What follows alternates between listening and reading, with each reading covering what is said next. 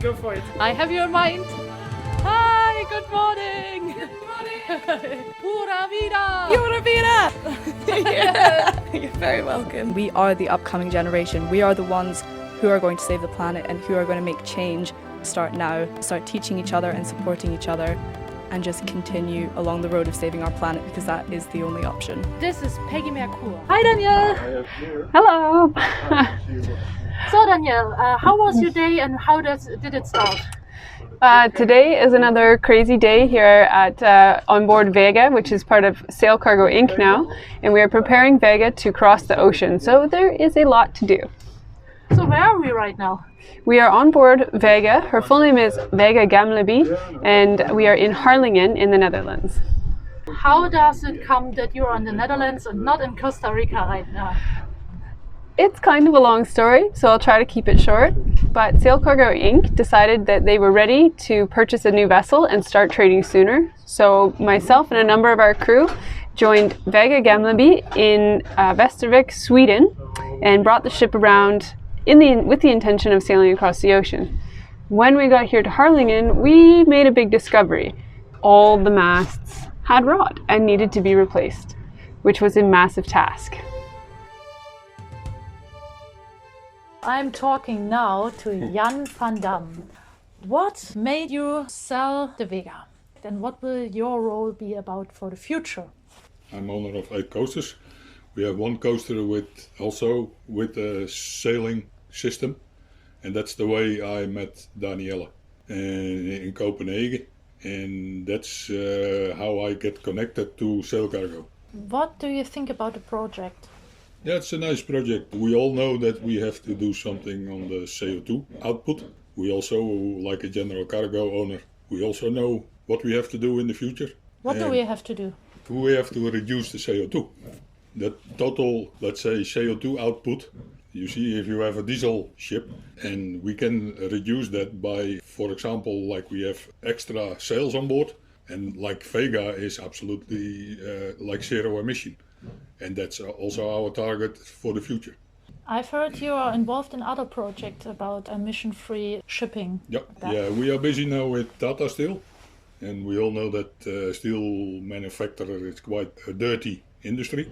Tata Steel has asked me to design general cargo ship what sail completes emission-free, and that is where we are busy now with. And that ship will run complete on hydrogen. Where is this ship right now and how far is the progress? No, that's still development. Yes? I hope they will sign a contract within 1 year. But that's all depending on, let's say, Tata Steel, because they are the end user. It's all a matter of money. Can we pay our future? What do you think? If we want to go greener, that has a price. And this means we all have to pay this together like a consumer. What do you think? What will be more expensive? There is no choice. No choice, why? No, there is no choice because we have to do something. What can we do? No, I mean the total chain of industry will pay more for a dirty industry than when they reduce the complete CO2 in the chain. That means there will be no choice.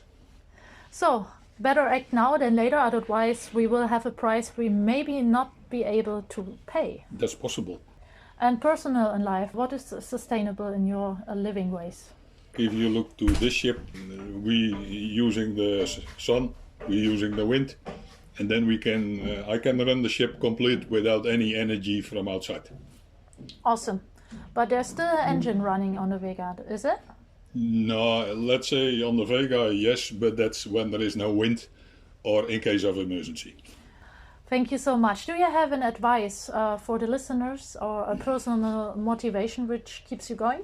We can all look into what we can do by ourselves. Everyone can do something. I still hear plenty of people, they want to go 2 times per year on holiday. Why? I mean, that's a choice. They think they can relax. I understand. But then maybe there is another way to relax. Today is the 2nd of November and I'm talking now to a person which is related to the social media work. May you introduce yourself and tell us in which state the Vega is right now? My name is Hannah Southcott. I have a Master's in Journalism and come from a journalistic background. For this, I was working at the National Broadcaster in Australia. I joined the project to help document the delivery of Vega across the Atlantic, but have stayed a little longer than was expected because of the refit and the mast challenge, having to redo all of Vega's mast, lower mast, bowsprit, and the coursyard. A ship means always you have to expect something unexpected. So that happened to Vega as well, because the masts were not planned to be rebuilt or replaced in the end. No, we were supposed to be here for a couple of days for some routine maintenance, and that was at the start of June, and it's now the start of November, so quite a big blip in the plans, really. Boats are very sort of exciting places to be. They're also very challenging. It's like a house, but so much more complex, and anything can go a little bit haywire at any time. So you have to know a little bit about everything, you know, from the grey water pumps to where you get your shore water to shore electricity, and like not overriding the system, and things, you know, making strange noises in the night. Like you really learn to listen to the sounds around you. And I guess also look out for your crew, because you're living in very close quarters. So you know when someone's having an off day. You can see that and you give them a little bit more support. So I've learnt that, and I've also learnt that I can do a lot of different things that I hadn't really thought so much about. And this whole project is so ambitious. It's a sort of, I guess, a dream coming into reality. And it's great to be part of that, because depressing things about the modern world. There's so much pollution, there's so much greed, there's so much inequality of wealth. But this idea that, you know, there is a solution to some of these really huge problems, even if it's just making a small step. You know, it's just starting. It gives you hope. And I think a life without hope, there's no point. And that little bit of hope, really, it can drive so much movement and really give you a reason and a purpose. Awesome. Thank you so much. So keep on going. Do you have a little advice for our listeners? You always find the energy to really make things happen. And I think this whole project is proof of that. Hi Russell, nice to see you back again. The last time we have seen was Costa Rica. Now it is in the Netherlands. On a canal. We're preparing the ship for final inspection so that we can have all the paperwork to set sail for the delivery to Colombia, to begin the cargo trade between Colombia and America, United States, and potentially Canada as well. Right now we're looking forward to aiming for England. We've worked on the ship for fashioning the new spars. We have 3 lower masts, so our mizzen, our main, and our foremast have been created from new out of single timbers, as well as our bowsprit and our coursyard. So the largest timbers on board are all new now. And now we're putting the rig back up rig, putting all the stays on and preparing sails, as well as preparing below decks. We've done a small renovation or refit. So we've removed all the cabins, the galley, as well as a saloon area to allow the size of the cargo holds to show their true selves again. So we have 2 large cargo holds now in preparation for shipping coffee. And other products as well, but coffee right now is the main. Yeah, well, the whole purpose of this is to support life. Yeah, for me, it's to support life, support diversity. And Pura Vida, the words say that, pure life. And to me, that's living things. So it's wonderful that we're also on a wooden ship, because as you know, these would have grown out of the forest, which is a pretty incredible thing to be able to fashion. Yeah, a little bit of human ingenuity and mostly Mother Nature, and here we have this amazing machine, sailing machine. What kind of material do you use? Vega is made of wood, so we use wood for most everything that we need to build structurally. And then she's also made of copper for lots of fasteners, and below the waterline there's a copper hull on the ship. And so we do have some copper for fastenings, or for basically we're protecting from bugs and from growth, sea growth on the wood. There's also been iron fasteners used in the rebuild because it was easier to access them.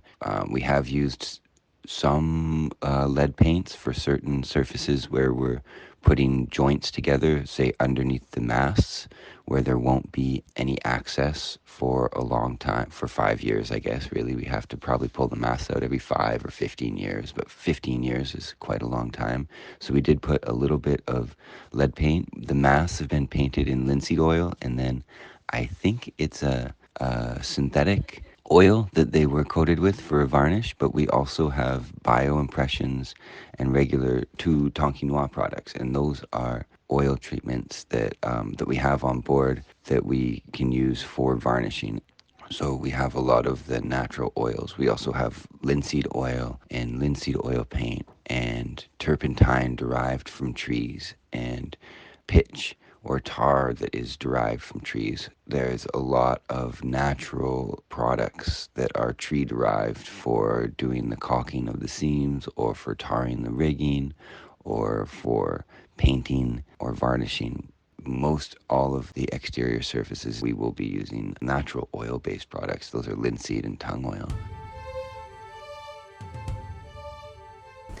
And now I've met the crew and we want to see how far they are, what their background is about, and discover on the 13th of May, on a sunny day in the harbor area, what their life is about, was about.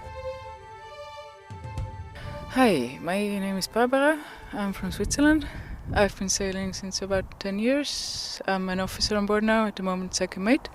My name is Tori. I'm 23 years old. I'm currently a deckhand on Vega. And yeah, I'm originally from Canada. My Instagram handle is Tallship Tori, if you want to follow me. Shameless plug. I have no shame. Hi, my name is Nitya. I'm also from Switzerland. I've been sailing now for a bit over a year. Before I was an architect and environment consultant. So it's a big change of life. And I came to the Vega today because I feel very inspired by the whole sailing cargo industry. Barbara, how does it come that you're at the Vega? Last year I met the Vega in Kiel on the pier. I just came in on another ship and there were 2 friends of mine who I thought they're on the other end of the world, but they were there with Vega. So we had some drinks and dinner together and talked, and I got to talk to Danielle. And she said, why don't you come sail with us? I was like, oh, maybe later. So I came to Harlingen and I stayed there for 2 months. Thank you, Barbara. Tori, how does it come? Well, originally I was working in the hospital as a nurse's aide. It was still the pandemic and it was still really rough and everybody was really short-staffed, and I got into this really depressing rut where I would just wake up and I'd go to work and I'd go home, and that was my cycle, and I didn't really feel like I was contributing to my life and feeling very purposeful with my life.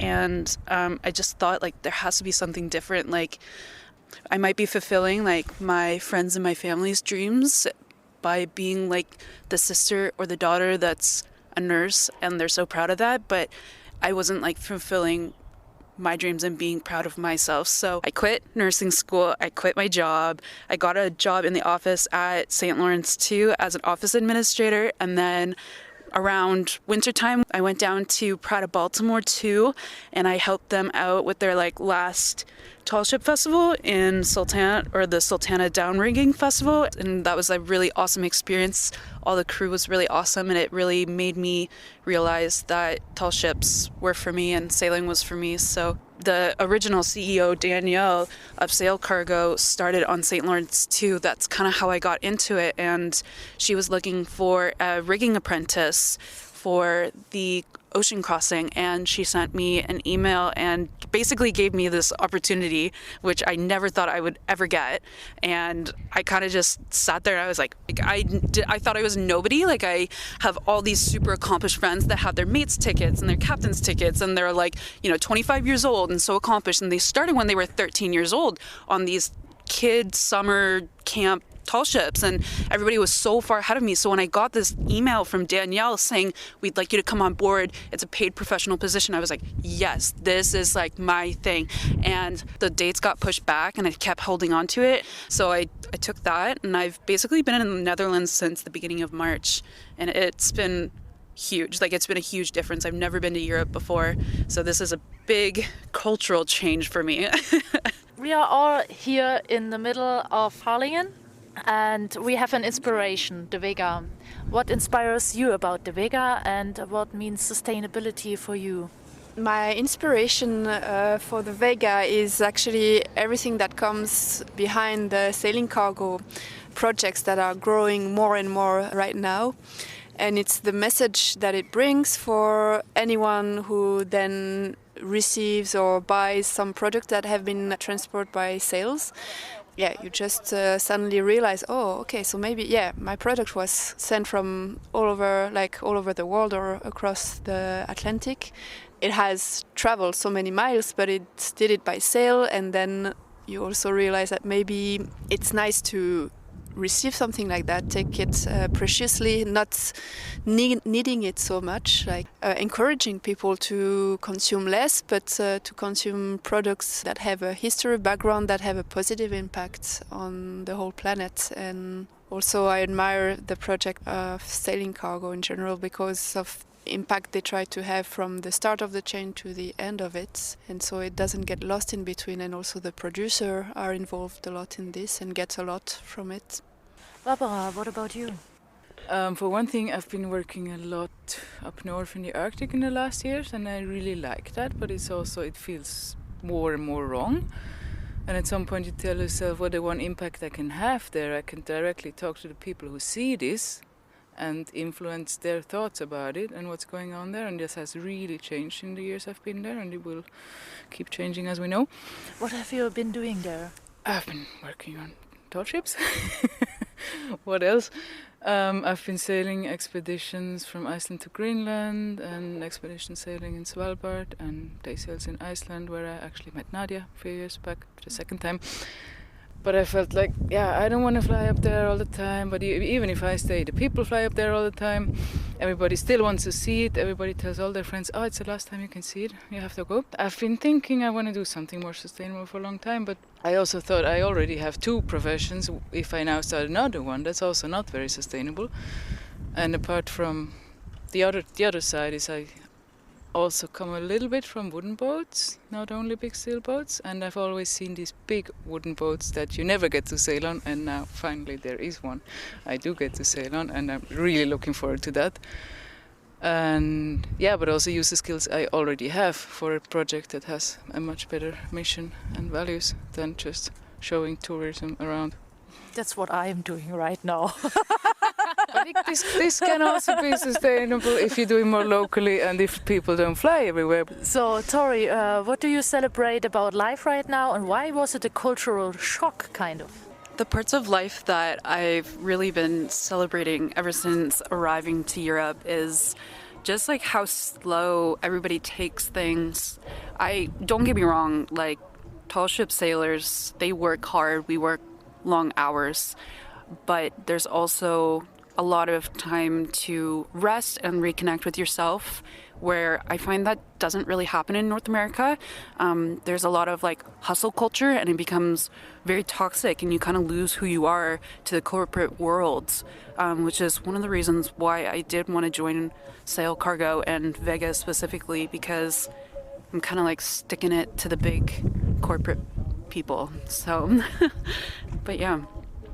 I forget the question. What was the question? What was the cultural shock, and what do you also enjoy at the Vega? You can connect it to that, and what do you appreciate about that? You were getting already into it a bit. Yeah, cultural shocks. It was, definitely the food. People eat very differently here compared to Canada and, North America in general.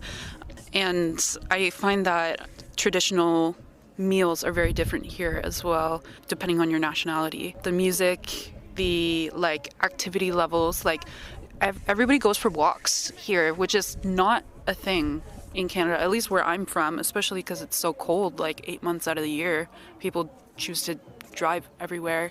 And yeah, people will say, oh, I drove so far. I drove all the way to Amsterdam. It was an hour and a half to get there. Whereas like I could drive 9 hours and be in the same province in Canada. So like an hour and a half is like no big deal. People commute an hour and a half for work every single day in Canada. So that was a huge difference as well.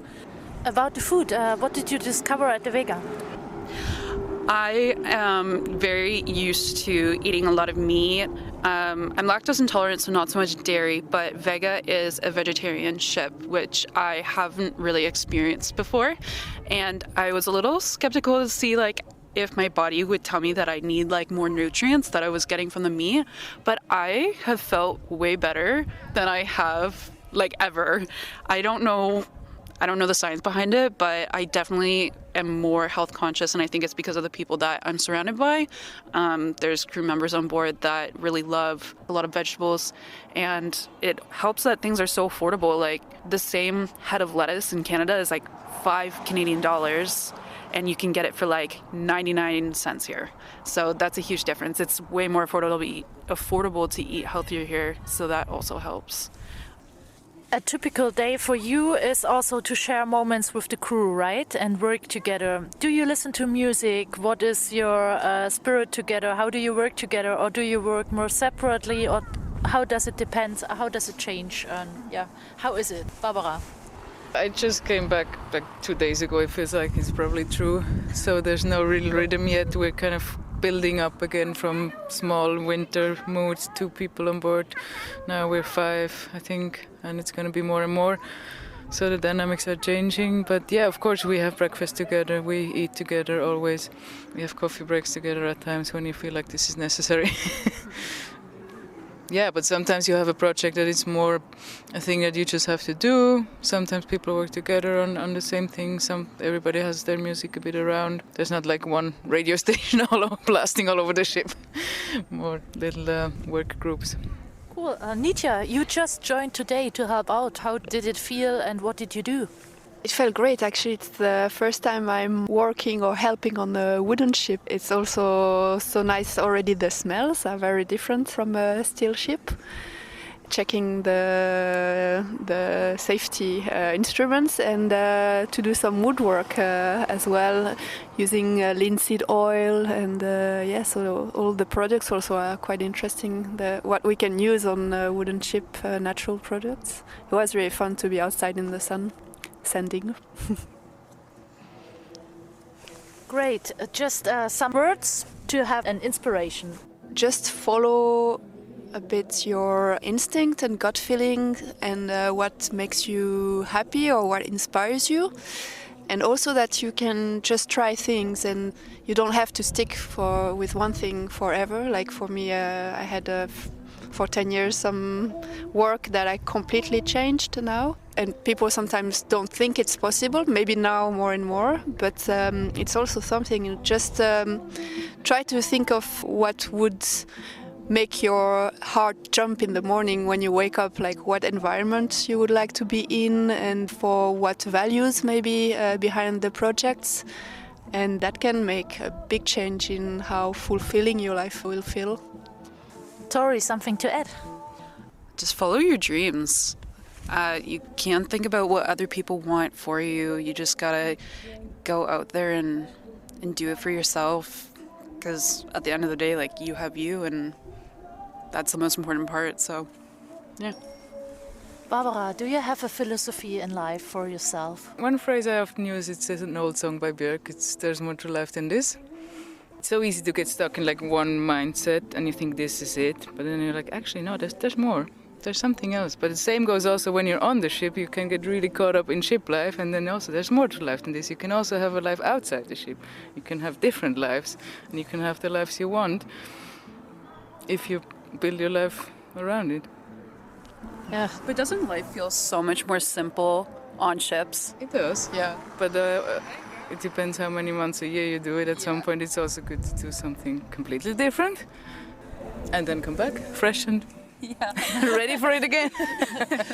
Let's dream a little bit about the sea. What do you feel about it? When I started sailing, I did a lot of ocean voyages, and I used to get really uncomfortable and nervous when we came close to shore. And later I had to learn to coastal sailing that it's okay to go ashore sometimes and leave this contained ship world, and there's actually benefits in going ashore. But I'm really looking forward to do an ocean voyage, and if I just get into the rhythm and just be out at sea, and that's enough, and have a destination and a mission.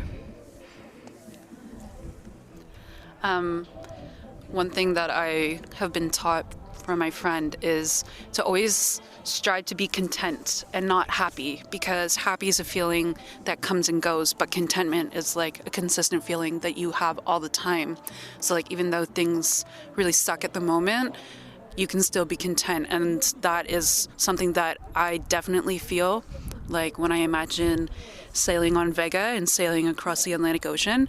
My favorite time on ships is either when the sun is setting and you can watch it go like all the way down to the horizon, like touch the water, or at nighttime when like you see all the stars in the sky. It's like those two moments are like just such pure bliss and like contentment to me. It's just like you can just watch the sunset and just be like, so yeah, I just imagine Vega, crossing the ocean with Vega being like that.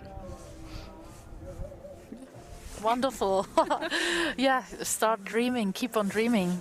Is there something to add? I was just thinking of one thing, because we talked quite a lot about finding what makes us feel good. And also I think in a way nowadays it's became a bit like a level of being selfish. And maybe everyone being in the right spot where they can do the best for themselves then would bring also the best for everyone and the planet. So it's another perspective to have in mind into according a lot of importance of being as fulfilled for yourself as you can, and then it would be really helpful for everyone in the end. Fair winds to all of you. Wishing you all the best from deep, deep heart, and great that you are supporting this project with your energy, with your work. So thank you so much from my side. Fair winds, Vega! Fair winds, Vega! This means sustainability, carbon-free footprint for our Earth, for our products. Sailing, adventures, dreamers, sustainability, woodwork. Spread out the good news, the good ideas, the knowledge we have on this world, how to change, how to live sustainable. The strength in peace like a real human, with happiness and responsibility for all living creatures on our Earth.